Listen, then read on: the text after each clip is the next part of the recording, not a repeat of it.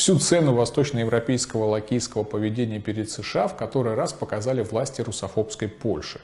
Анджей Дуда, еще недавно рассказывавший о совместной военной программе «Форт Трамп», теперь демонстративно отказался от этого названия и бросился угождать Джо Байдену. Новейшая история взаимоотношений между Вашингтоном и Варшавой состоит из череды актов унижения, второй перед первым. Напомню, в 2018 году президент Польши явился в США, но его даже не приняли в Белом доме, выставив в малоприятном свете перед самими поляками. Правда, вскоре Дональд Трамп сменил гнев на милость, поскольку увидел возможность стрясти с польских лакеев много денег. И именно этим американский президент занимался несколько лет кряду, вплоть до недавнего времени. Дуда же в ответ всячески обрабатывал языком лакированную обувь вашингтонского господина. Вот как это выглядело, например, в вопросе углубления американской оккупации незалежной Польши. Дата – сентябрь 2018. Присутствие американских войск в Восточной Европе может увеличиться. Польский президент Анджей Дуда предложил Дональду Трампу разместить на территории своей страны американскую военную базу. При этом Польша готова вложить в проект около $2 миллиардов. О предложении разместить в Польше американскую базу Дуда рассказал на пресс-конференции в Вашингтоне после встречи с американским президентом, отметив, что в Варшаве уже придумали имя для этой базы – «Форт Трамп». Не надо быть семи пядей во лбу, чтобы понять, что выбор названия для новой американской базы – чистое подхалимство. Все это делалось специально с целью угодить лично Дональду Трампу. Однако уже летом текущего года, когда главу США со всех сторон атаковали политические оппоненты, риторика Варшавы начала меняться. Президент Польши Дуда разъяснил, что Форт Трамп – это не военная база, а комплекс шагов, предпринимаемых для расширения американского военного присутствия в республике. Об этом он рассказал на пресс-конференции перед встречей с американским лидером в Вашингтоне, которую транслировало польское телевидение. С самого начала, когда я представил эту идею президенту Трампу, он просто смеялся. Между нами это название определенной военно-политической акции, которую я хотел провести, сказал Дуда. Вжух, и вот Форт Трамп – это уже никакая не военная база, это типа была такая шутка, чисто с целью повеселить большого белого господина.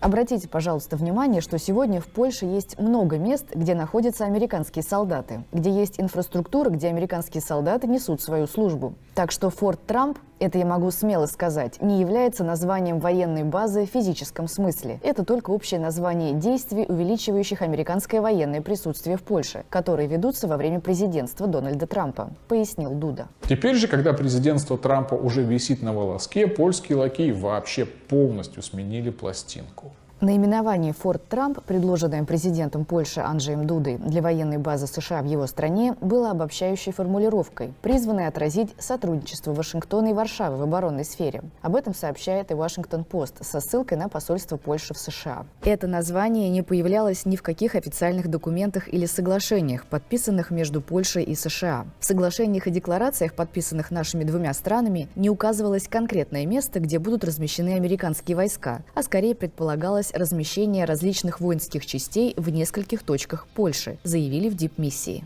В Белом доме вот-вот может появиться новый господин, и Варшава, судя по ее поведению, считает такое появление вопросом решенным. А значит, прежнему господину, которому несколько лет угождали изо всех сил, можно смачно плюнуть на спину, хитро перемигнувшись друг с другом. Однако при этом лакеи забыли, что в современном мире все ходы записываются, и что теперь плюющие выглядят не лучшим образом. Как напоминает и Washington Times, лидеры обеих стран в открытую говорили о вполне реальном форте Трамп. По словам некоторых бывших чиновников Пентагона, Польша ухватилась за этот термин, видя в нем способ выслужиться перед чувствительным к различным брендам президентов США, чье имя уже носит немало зданий по всему миру. Я улыбался, когда разговаривал с господином президентом, заявил, комментируя одну из встреч с Трампом, президент Польши Дуда. Я сказал, что очень хотел бы, чтобы мы создали постоянную американскую базу в Польше, которую мы назовем Форт Трамп. И я уверен, что это возможно. Разные чиновники в сфере обороны также упоминали об этой идее, подразумевая, что американские войска будут базироваться в каком-то одном месте на постоянной основе, что было давней мечтой Варшавы, которой, вероятно, придется не по душе Кремлю. Разве это не позорище? Нет, в Вашингтоне, конечно, прекрасно знают, каковы восточноевропейские лакеи США, но сами-то эти лакеи очень любят пышно подчеркнуть свое геополитическое достоинство, всячески заминая, что готовы моментально предать того, кому вчера целовали обувь. Россия, впрочем, тоже осведомлена об особенностях образа мышления и жизни постсоветских незалежников. Странно только, что наш МИД редко напоминает им об этих особенностях. А ведь надо бы каждое обращение начинать к Польше, вне зависимости от повода, со слов: Россия осведомлена о желании Варшавы наклониться перед Вашингтоном и, исходя из этой осведомленности, заявляет. Одобрили бы такое нововведение, уважаемые подписчики?